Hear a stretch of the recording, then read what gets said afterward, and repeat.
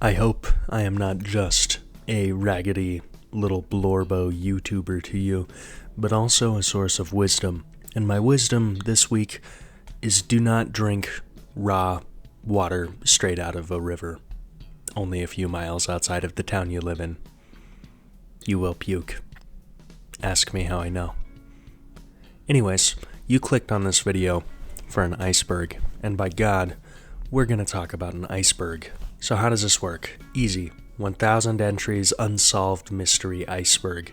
I'm going to go over a few random ones in this video. It'll be anywhere from 20 to 40 minutes long, and we're going to learn about a bunch of stuff that's, as of now, probably unsolved. If you like this series or this premise, there's a lot more of it on my channel. And that being said, let's go ahead and just get into this one. Domain walls. Don't get your hopes up, Jujutsu Kaisen Gooners, because we are not talking about JJK. A domain wall is a concept in physics, and to spare you a lot of jargon and word descriptions, the best way that I think I can describe it is as a kink in space-time that also acts as a boundary. Basically, a domain wall is supposed to be this impermeable thing that pops up whenever a non-continuous process within the universe is broken. Now, that's a very fancy string of words. To put it in a simple manner, basically, let's say we're living in a false vacuum. This means that the universe is not at the lowest possible state of energy. It could possibly go to a lower state of energy. A domain wall breaking would initiate that lowest state of energy, and thus us, going from up here to down here. So in theory, domain walls as a concept are what protect us from the possibility of a false vacuum, because they're not supposed to break, but if they do, away goes everything. Some other important uses of the phrase domain wall includes in magnetism, where domain walls separate magnetic domains, which is why you can't stick two of the same pole together. Domain walls in optics, I did not go into that one, I'm going to be honest. And domain walls in string theory, which I'm not going that insane just yet, but we can talk about string theory soon if you guys would like. Corpse quakes. Headed straight away from the Jujutsu Kaisen reference and straight into the morbid and the strange and the weird. We're talking about corpse quakes next. Corpse quakes, from what I gather, is a malady that can affect certain grave diggers. Basically, the way that it works, person digs grave. Great, good. Someone needs to do that job. It's a good thing to do, letting people rest. Person digs grave for long enough, they start to get a little shaky whenever they hold the shovel. I even found a old blurb of an interview from a Cincinnati journal in the 1880s, I believe, where one man starts to get this shake, and the other two men that work with him begin to make fun of him for having this shake, and then the first guy to have the shake gets to the point where he can't work. Whenever he thinks about digging a grave, whenever he holds a shovel, he begins to uncontrollably shake until he can no longer keep his job. But that's fine, because once he's fired, he's on the up and up. Or so it would seem, until his son mentions the word shovel, in which case the man begins to shake again, constantly thinking about digging graves, and eventually passing away from this shake. There's not a lot of evidence that would support this being a thing. I do think it is a cool folk tale, but I can't find much in the way of resources on the corpse quake afflicting a lot of people in the modern era. That being said, it is entirely possible that being around death all the time is not good for the brain, and as a result, grave digging can possibly have certain psychological backlash. So even though this is an unsolved mystery, unlike a lot of the mysteries on this iceberg, this is one that is much more plausible than some of the other ones. Like, I know in the last video I talked about whether or not Bigfoot was around, and I'm doubling down on what I said. Bigfoot, prototype fursuit. That is a big, fat, gay, hairy man who wanted to dress in his fursona. That's what Bigfoot was. This, on the other hand, this is realistic. This is possible. You start shaking from digging too many graves. You get ill from it. You get scared of it. The reality of mortality suddenly just is in your head. Makes sense. Plausible. Possible. If I was on Mythbusters, I'd weld up a cool little sign with a thumbs up.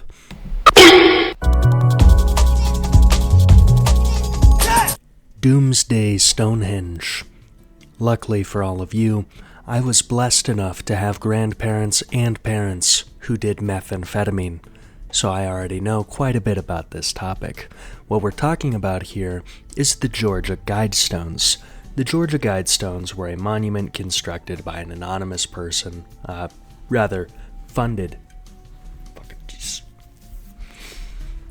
The Georgia Guidestones were a monument funded by an anonymous person containing 10 commandments, which I'm about to read off, so pardon because I'm going to end our prolonged eye contact. Commandment number 1, maintain humanity under 500 million in perpetual balance with nature. Commandment 2, guide reproduction wisely, improving fitness and diversity. Commandment number 3, unite humanity with a living new language. Commandment number 4, rule passion, faith, tradition, and all things with tempered reason. Commandment number 5, protect people and nations with fair laws and just courts. Commandment 6, let all nations rule internally, resolving external disputes in a world court. Commandment 7, avoid petty laws and useless officials. Commandment 8, balance personal rights with social duties. Commandment 9, prize truth, beauty, love, and seeking harmony with the infinite.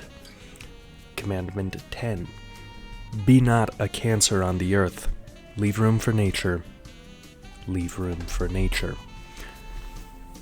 These 10 commandments are written on the stones in 6 different languages, which is cool because if they had survived, they would have basically been a modern Rosetta Stone.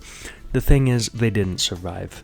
See, the Georgia Guidestones were controversial from the very start because it's rural Georgia that they were put up in. And this isn't me being classist towards anyone who lives in the South. This is just a simple acknowledgement of the fact that the culture down there is interesting, to say the least. They are lacking in a certain je ne sais quoi that would make one comfortable with having something like this in their vicinity. So from the gate there was claims of, these are satanic and they're gonna obliterate America and make us live under that.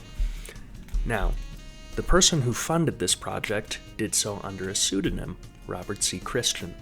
According to Mr. Christian, which is not a real name, we tried tracking this guy down, didn't work. He had wanted this monument put up for years because it was just common sense, to the point that he released a book that was effectively titled Common Sense 2 in 1996, where he went, I put these things on those stones because it makes sense. And somehow, a lot of people still made a huge fucking conspiracy out of that. And you know what? Kudos to them. I respect the work ethic. Well done. Bravo. Gold star sticker. Now, funnily enough, the granite company that was actually responsible for putting these up, paid by Mr. Christian, basically quoted him at an exorbitant rate, expecting to price him out so that way they wouldn't have to do it, and this dude did it anyways, which tells you that he had a shitload of money. The Georgia Guidestones stood tall and ominous from 1980 until 2022. They were controversial the whole way, with tweakers all across the nation telling their disinterested grandchildren about how those stones in Georgia are really going to take away your personal freedoms. This really happened to me and it fucking sucked. Now, the end of the Georgia Guidestones came about in 2022 when some unidentified person detonated a fucking bomb on the Hindi side of the stones where the Hindi and Swahili languages were written. Yeah, they just blew it up. God bless America. Can we do anything about anything? No. Satanic rocks in the middle of Georgia? You bet your sweet fucking ass. Well done, America. Day saved. So they blew up the stones, and then the local government was like, we're not gonna put those back up, and presumably whoever Robert C. Christian was dead by now because it had been a considerable chunk of time, so he didn't pay for more Georgia Guidestones to go up, and also multiple state officials in Georgia had ran on the campaign promise of, these stones coming down because they're satanic. So I don't think there was much of a rush to get those back up, and as a result, county commissioners scrapped the replacement project that was proposed by a governor, and the stones are gone now, which sucks, because I do think that if I had put on my climbing shoes, I could have gotten some pretty cool boulder problems on those. So the question becomes, what happened to the Georgia Guidestones? They exploded. I told you. So they blew up, obviously, but who blew them up? Well, it could be anyone. It could be one of the many politicians who ran on the premise of these evil satanic rocks in the middle of nowhere.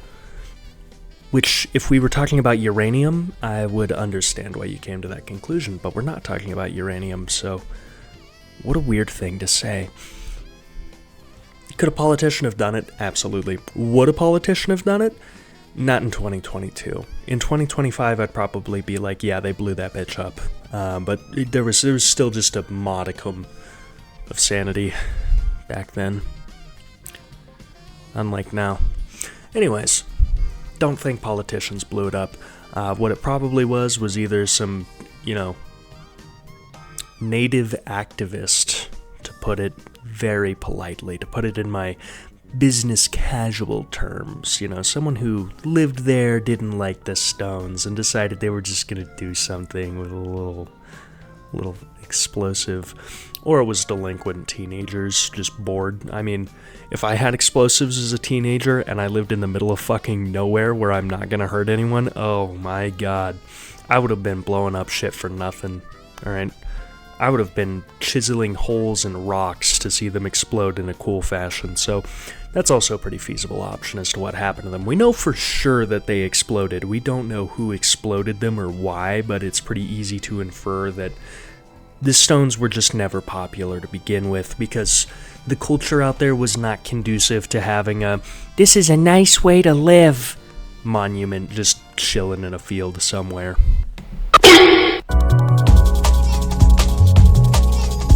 So, next on the iceberg that I'm talking about, we have the Unaired Drake and Josh pilot. See, TV shows, when they're in pre-production, will have a proof-of-concept pilot that you take to whatever prospective studio you want to take on your show, and it'll be a script at first, and then they'll adapt that script, and then they'll show it to the executives and be like, hey, what do you think? Obviously, Drake and Josh is a TV show. It had one of those. The unaired pilot is considered lost media, but it is effectively the same as the aired pilot. There's just a different actor playing Drake and Josh's dad, and there's a slightly different living room set. But you know how people are about lost media, for better or for worse. They're like, oh fuck, we've gotta find it! Ah! It's honestly pretty impressive. So, with that in mind, that's what this mystery is. Where is the original proof-of-concept pilot, the first one that was made? Clips of it have been released, but as far as I could find, it hasn't been found in full just yet. But like I said, it's basically the same as the pilot that came out.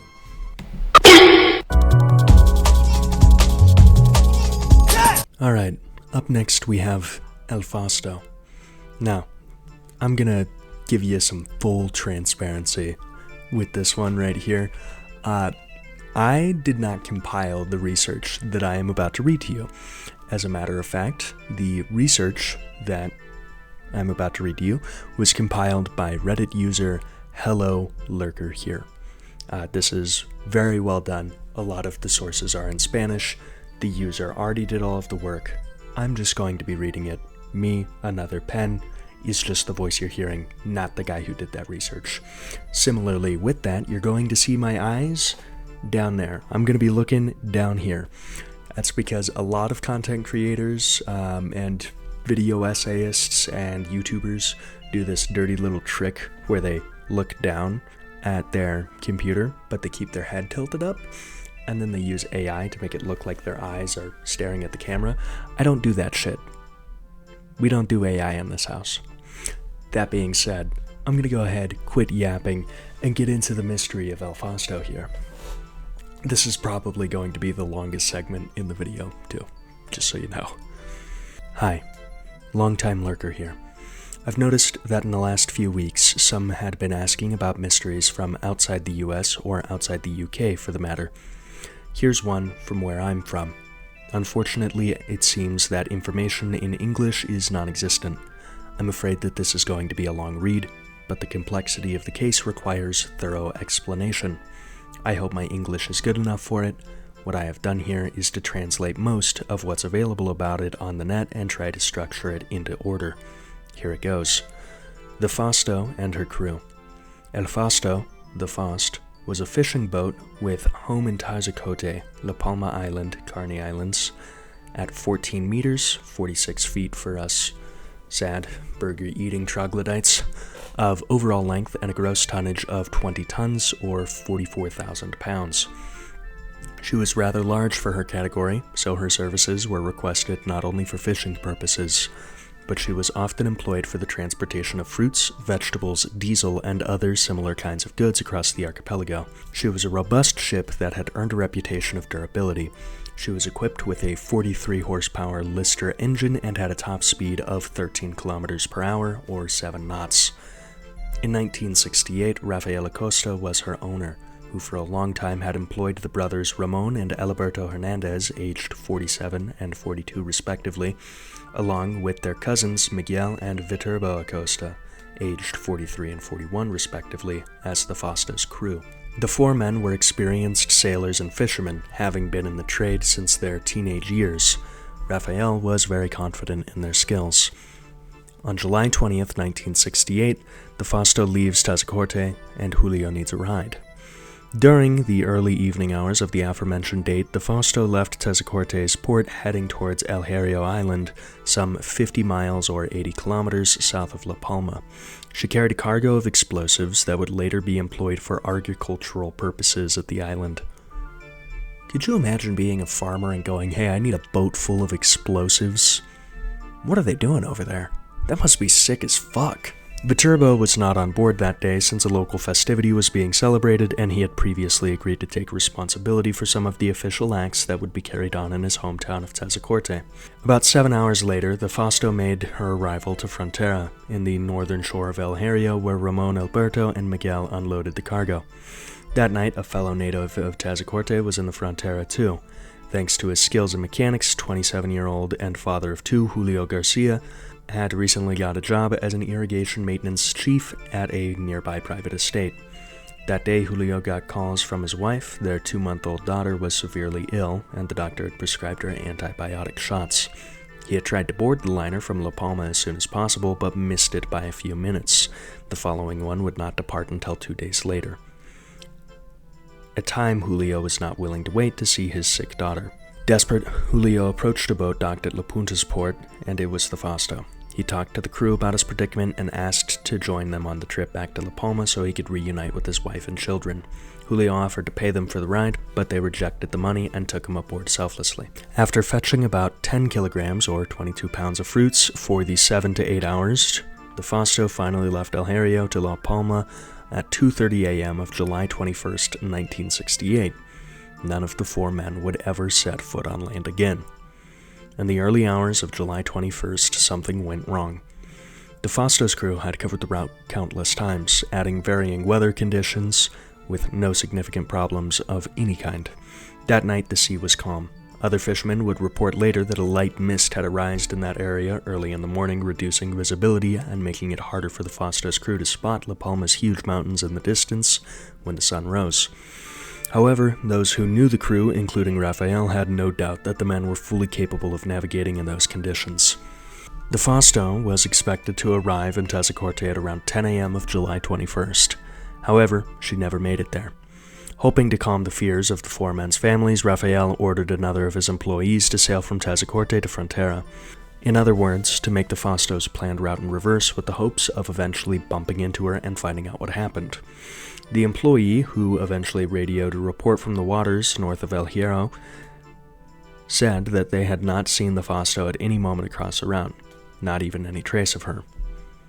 Up to this moment, Raphael had thought that the Fausto had just experienced some kind of mechanical failure and was floating adrift, somewhere mid-route, in which case she should have been found. He trusted his men and their capabilities, so with that, he suspected that something much more sinister was going on. Raphael contacted the authorities and the search and rescue team. On July 22nd, an emergency message was radioed to all the ships that could have been around the area and west from the archipelago. The Fausto was now officially missing at sea. At noon, a Casa 2.111 bomber took off from the island of Gran Canaria and headed west. Despite the thorough search and the optimal weather conditions of that day, sunny, no clouds, and excellent visibility, the plane's crew came back to base empty-handed. They hadn't spotted the ship, nor did the subsequent aerial and maritime searches deployed in the following days, each of which were increasingly more extensive. The idea that this isn't a lost-at-sea case, but instead a sinkage, started to take shape in the collective mind. The other possibilities that were considerable were not comforting either. Since the crew only had those 10 kilograms of fruit with them and very little fresh water, their chances of survival at the sea were quite slim. There was no doubt that after a few days they would not be looking for 4 men anymore, but for 4 dead bodies on a boat. On July 25th, there was a radio message from Duquesa. Shortly after midnight, the maritime authorities received a promising radio message. The Duquesa, Duchess, a British reefer ship that was coming from South America en route to the Netherlands, had spotted a small fishing boat that seemed adrift at the ocean. The boat's crew was apparently using a flashlight to signal their position. They reported a location of 28 degrees north and 19 degrees west, alongside some other numbers that I don't know how to read.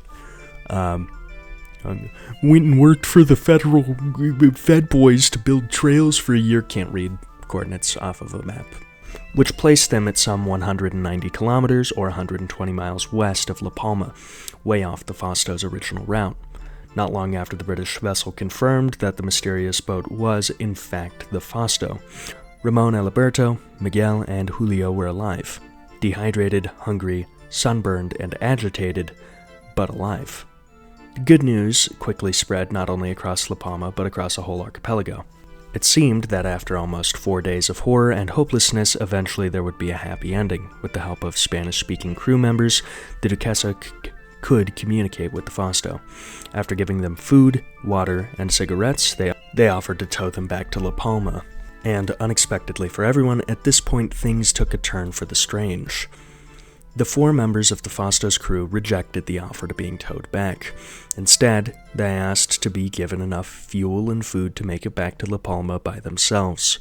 When asked what kind of mechanical breakdown or failure they had experienced, they replied that their boat was fine and that nothing was out of the ordinary.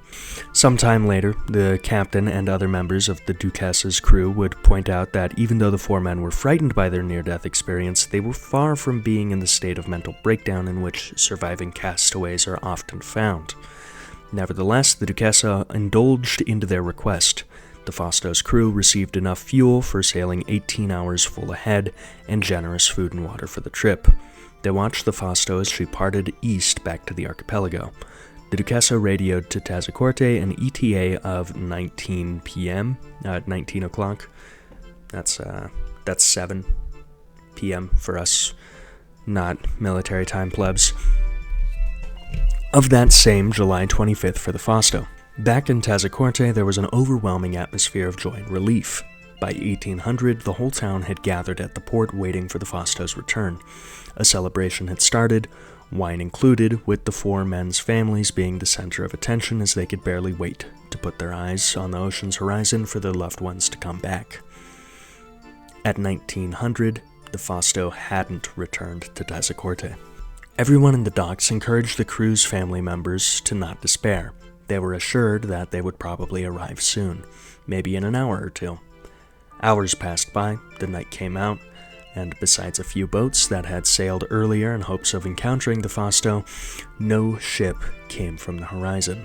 Refusing to let their fears creep back into their minds again, the wives and children of the sailors stayed on the docks where they would spend most of the night waiting for a boat that would never come back before giving up on the harsh reality. The Fausto was lost again. July 26th. The search continues. Very early in the morning this time, not one but 4 Casa 2.111 planes took off from Gran Canaria. The orders were clear. Fly up towards the exact point where the Duquesa bumped into the Fausto, establish a point as the new search's ground zero, and there look for her in an increasing radius. Several other ships, both military and civilians, including the Castor, a research vessel, joined the search. Aid was requested to mainland Spain, which sent Grumman hydroplanes as well as 2 Douglas DC-4 that would help to cover search area in the ocean even larger than the whole Iberian Peninsula. At the time, the search for the Fausto became the largest search for a missing person in Spain's history, costing over 1 million pesetas, which would equate to approximately 2.2 million current US dollars. This was over a few-day period.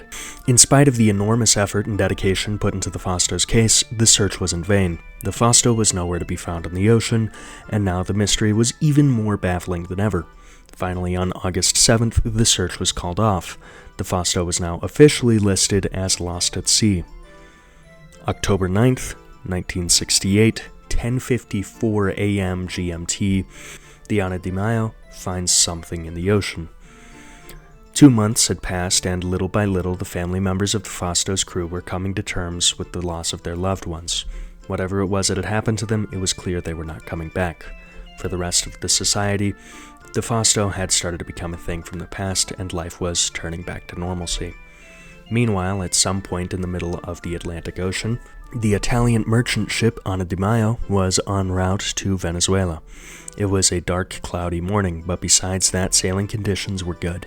Everything was going smoothly, and ordinarily, when at 23 degrees north, 38 degrees west, they spotted something ahead of them in the distance. Upon closer inspection, they realized that they were looking at a small fishing boat, the kind that is not apt for the cross-oceanic sailing that it was doing. The boat seemed to be adrift with no one at the wheel. Her call sign was clearly visible on the hull, TE21268. Her name was Fausto. The Ana de Mayo stopped next to the small boat. First mate Luciano Asion, along with a deck sailor, boarded the deserted ship. No one was at the deck or the cabin, and given the good condition of the boat, it looked like her crew had just vanished without any trace. Asion found no signs of violence or damage to the ship. He could not find any logbook aboard that would have explained what happened. So far, the Fausto ship looked like a perfectly seaworthy boat that somehow had wound up in the middle of the Atlantic Ocean with no one on board. That was all the Fausto looked like until he opened up a hatch on the deck that led to the engine room and climbed down inside. There was a dead man lying face up on the floor next to the ship's engine. He was naked, and a transistor radio was found next to him. The man had clearly died a long time ago, probably due to the particular conditions of the oceanic environment he was in. His body was partially mummified. Alarmed, Asion commanded the deck sailor to come back to the Ana de Mayo and have radio operators send a message notifying authorities of their discovery. Meanwhile, he inspected the engine room thoroughly, trying to get a clue of what could have happened. He found a small notebook that he thought may have belonged to the dead man. Upon opening it, the first thing that caught Asion's attention was that a good number of the pages had been removed. Eventually, it would be determined that a total of 28 pages were missing from the notebook. From the remaining pages, the first ones had a set of numbers that turned out to be quick, simple calculations and some notes in Spanish. The last one with some content on it was a page that immediately followed the last removed page. It contained a much more elaborated text that Ascione could not fully understand, but he could notice nevertheless that it was some kind of farewell. Ascione eventually returned back to the Ani de Maio with the notebook and the very few documents found in the cabin, mostly insurance paperwork. After 5 hours from the encounter, the Spanish authorities were already aware of the discovery. So were the inhabitants of La Palma. It seemed that, once the mysterious body arrived back to Spain for further examination, at least there would be some answers. The Ani de Maio had informed of their intention to tow the Fausto with them all the way back to Puerto Cabello, Venezuela. They promised to send Spain an envelope with some documents found aboard. For some reason, they didn't mention the notebook until later. October 11th, 6:30 a.m. GMT, a telegram comes from the Ani de Maio. After only less than 2 days from the Fausto's reappearance and subsequent decision to tow it to Venezuela, the Spanish authorities receive a telegram from the Ani de Maio. The message is bizarre to the point of complete disbelief. They inform that while being towed, the Fausto had sunk bow first during the night, ripping and dragging the towing cable with it. They state the position at 19 degrees north, 46 degrees west, some 1,400 miles or 2,200 kilometers southwest from La Palma, and some 3,000 kilometers, 1,800 miles northeast from Venezuela. The dead body was on the Fausto, therefore it vanished with the boat and could not be retrieved. All that was left now was the documents retrieved by Ascione. Eventually, the notebook arrived in La Palma, where it was shown to the victim's family. It was finally Julio Garcia's wife, Luz, who recognized it as her husband's notebook, in which Julio used to write down his personal notes and payments from those who had requested his services as a mechanic back in La Palma. Once in Spanish soil, the notebook's content was examined. The last page contained indeed a farewell from Julio to his young wife, in which he instructed her on how to proceed with the insurances he had paid for and how to sell his properties so she would not find herself with no money after his death. The text ended as it follows: "Don't ever tell their then 5-year-old son's name. All that has happened to me. You know that God wanted this fate for me. Love you." Julio's address was written at the bottom of the page, and Luz confirmed that that was her husband's writing. As of 2013, Luz was still alive and still kept that last page of Julio's notebook. She never married again. The most striking aspect of that note, besides the fact that Julio was aware of his imminent death, was that it was started abruptly and lacking in context, which, along with the missing pages, led the investigators to believe that for some reason Julio had documented in those missing pages the series of events that led to the Fausto's mysterious fate. Of course, a lot of questions were, and still are, raised. What was in those 28 pages? Who removed them and why? Where's the rest of the crew?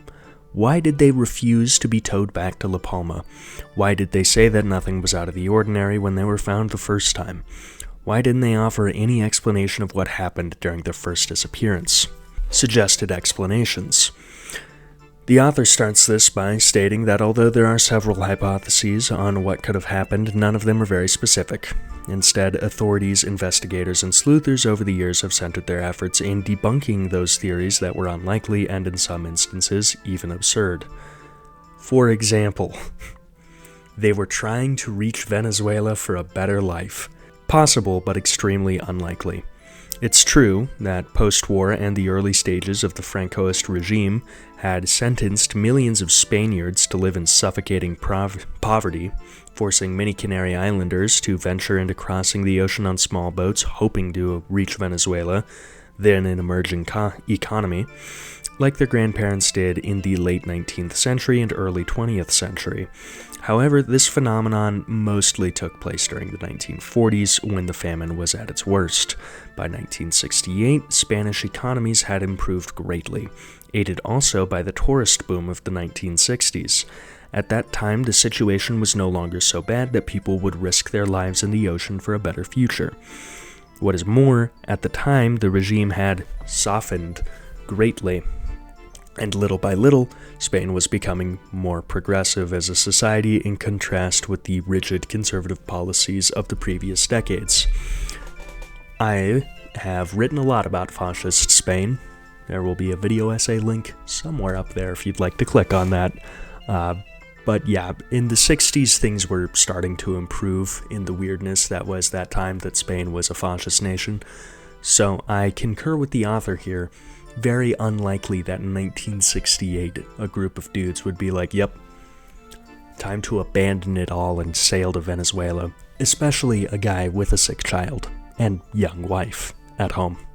Another theory is that they saw something they weren't supposed to.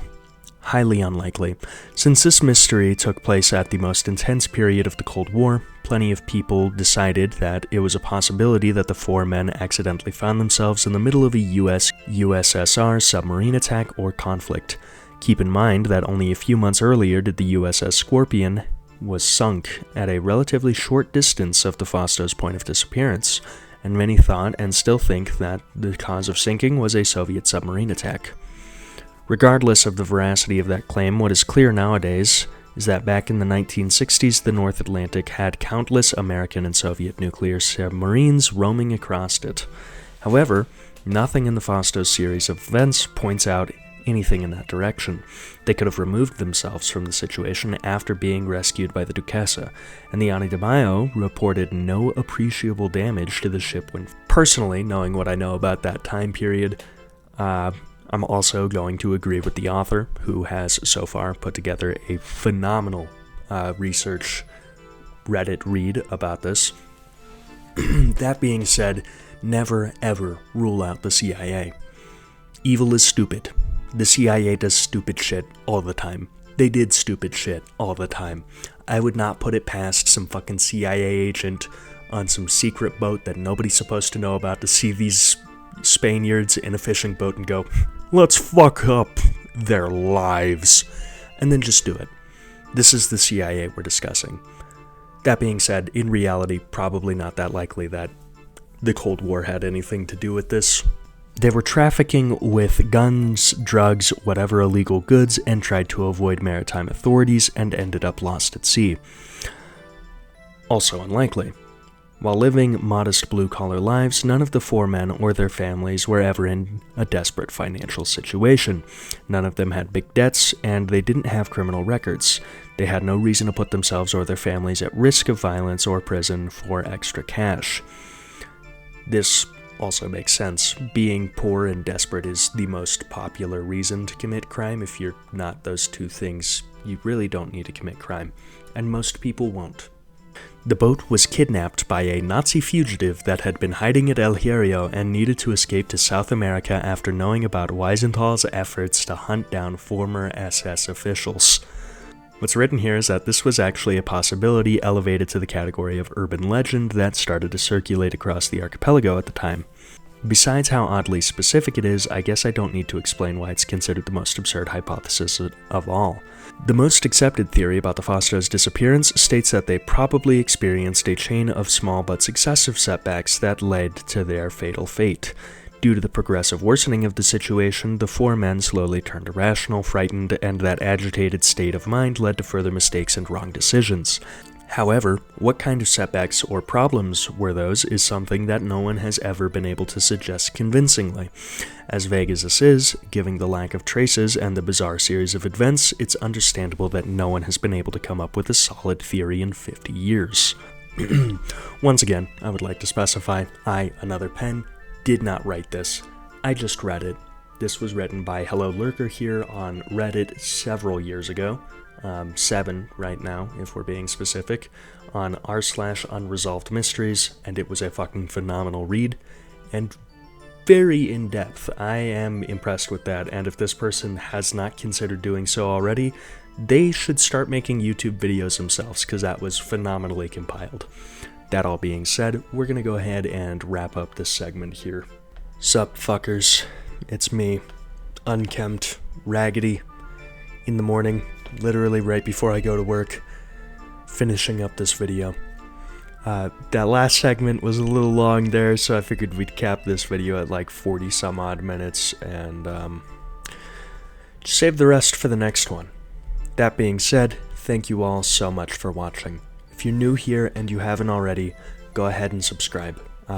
If you liked the video and you're already subscribed, go ahead, like, comment, all of those things YouTubers tell you to do. We tell you to do those things for a reason. It helps with the algorithm. If you didn't like the video, dislike the video. Leave a comment that says it sucked. The works, the like. You know, it's okay to express your speech that way if you so choose. And if you've already done all of those things and you would like another way to support the channel, you can always check out my Patreon, where I'm actually posting stuff for once. So, that all being said, a mystery on my Unsolved until I'm iceberging. I don't know, man. Thank you all so much for watching. Have a great time. I'll see you next week, and until next time, memento mori, but more importantly, memento vivier.